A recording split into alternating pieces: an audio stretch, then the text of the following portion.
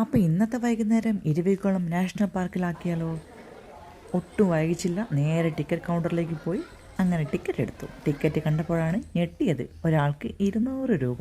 അങ്ങനെ ഞങ്ങൾ 3 പേർക്കും കൂടി 600 രൂപയും കൊടുത്ത് ഞാൻ പ്രാർത്ഥിച്ചുകൊണ്ടായിരുന്നു നടക്കുന്നത്. ഈ കാശ് മുതലാവണേ, അവിടെ എന്തെങ്കിലും കാണാനുണ്ടാവണേ എന്ന് ആഗ്രഹിച്ചുകൊണ്ട് മാത്രമായിരുന്നു കേട്ടോ ഞങ്ങൾ അവിടെ ക്യൂ നിന്നത്. ടിക്കറ്റ് എടുക്കുമ്പോൾ അവർ ചെറുതായിട്ടൊന്ന് സൂചിപ്പിച്ചിട്ടുണ്ടായിരുന്നു കേട്ടോ, കുറച്ച് വെയിറ്റ് ചെയ്യേണ്ടി വരുന്നു. ഞങ്ങൾ ഇത്രയൊന്നും പ്രതീക്ഷിച്ചില്ല.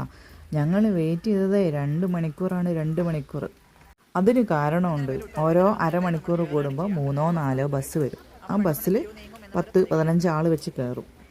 അപ്പോൾ പിന്നെ എങ്ങനെ 2 മണിക്കൂർ എടുക്കാതിരിക്കും? അങ്ങനെ അവസാനം ഞങ്ങളുടെ ബസ്സിന് വരാൻ വേണ്ടി ഞങ്ങൾക്ക് 2 മണിക്കൂർ വെയിറ്റ് ചെയ്യേണ്ടി വന്നു. അവസാനം അങ്ങ് ദൂരേന്ന് ഒരു ട്രിപ്പൊക്കെ കഴിഞ്ഞ് ആൾക്കാരെയൊക്കെ ഇറക്കാൻ വേണ്ടിയിട്ട് ഒരു ബസ് വന്നു. ഇനി ആ ബസ്സിലോട്ട് നമുക്ക് കയറണം. ഈ ബസ്സിൽ കയറി കണ്ട് യാത്ര തുടങ്ങിയപ്പോഴാണ് 200-500 എത്ര വേണമെങ്കിലും കൊടുക്കാമെന്ന് തോന്നിപ്പോയത്. 3 മണിക്ക് ക്യൂ നിന്നിട്ട് ബസ് കിട്ടണത് 5 മണിക്കാണ്. എന്നാലെന്താ, 5 മണിയും സന്ധ്യയും ആ ഒരു മഴയും അതൊക്കെയല്ലേ അതിൻ്റെ ഒരു ഭംഗി. ഇപ്പം കാണിച്ചു തരാവുന്നൊരു ഭംഗി എന്താണെന്ന്. ബസ് ഒരു മയമില്ലാതെ ഭയങ്കര സ്പീഡിലാണ് കേട്ടോ പോവുക. കാരണം അവർക്ക് ട്രിപ്പൊക്കെ ഒരുപാട് എടുക്കാനുണ്ടാവും.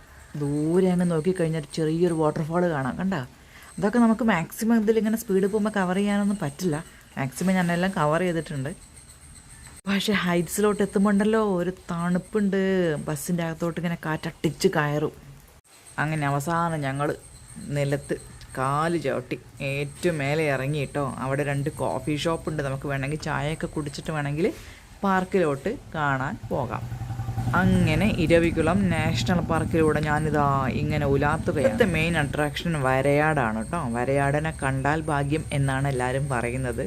അപ്പോഴത്തേക്ക് ഇവിടെ കോടയൊക്കെ നിറഞ്ഞു. അച്ഛനമ്മ ഇതാ ഡാൻസും പാട്ടൊക്കെ പാടി അങ്ങനെ കൈയൊക്കെ പിടിച്ച് നടക്കുകയാണ്.